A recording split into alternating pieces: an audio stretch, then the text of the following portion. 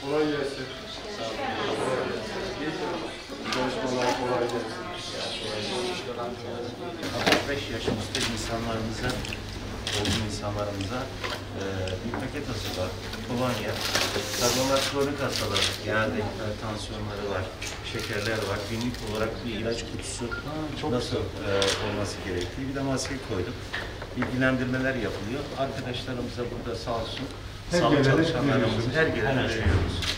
Bu tek burada değil, tüm hastanelerde, özel hastanelerde, üniversitelerde ve 119 tane aile sağlığı merkezlerinde hepsine aşıya gelen 65 yaş üstü kişilere veriyoruz. Rabbim sağlık afiyet versin. Allah sağlık afiyet versin. Şifa versin yaptığın inşallah. Kolay gelsin.